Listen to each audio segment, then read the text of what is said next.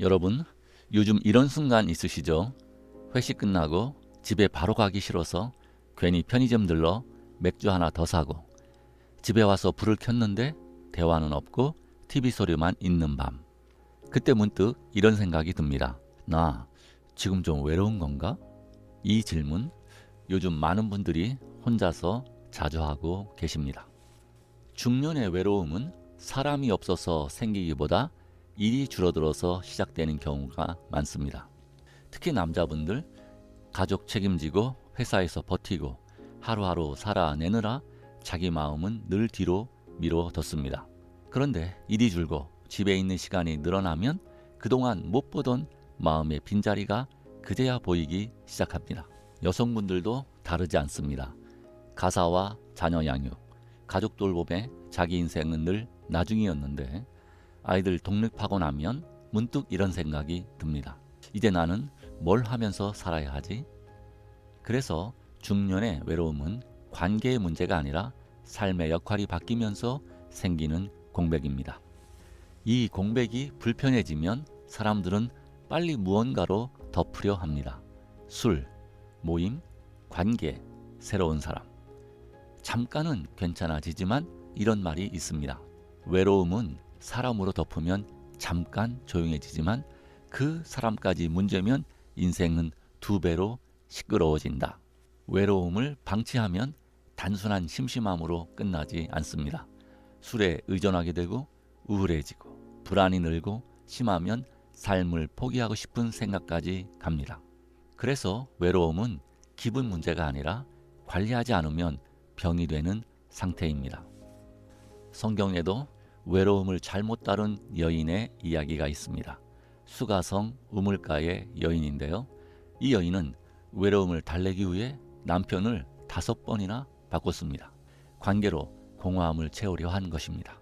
하지만 결국 더 목말라졌습니다.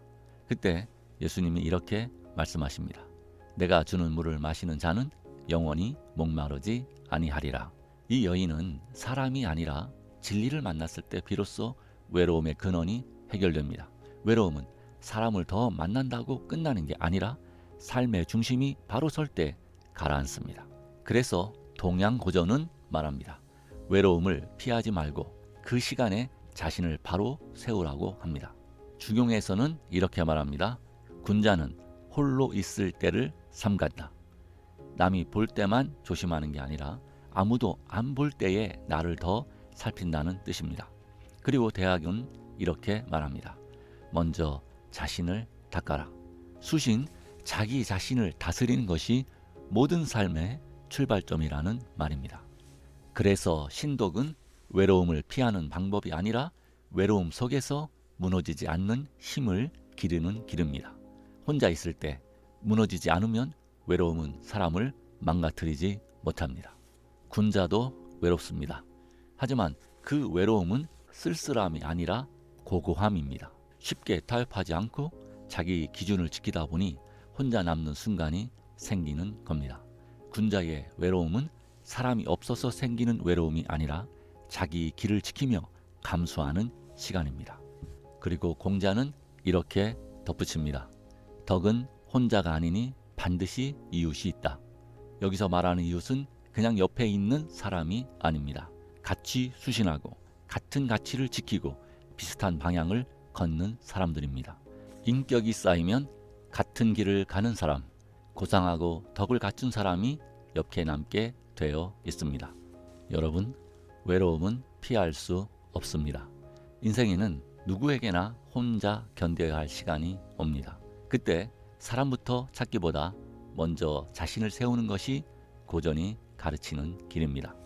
신독으로 마음을 다스리고 수신으로 삶을 정리하면 그 삶은 덕이 되고 그 덕은 결국 사람을 부릅니다.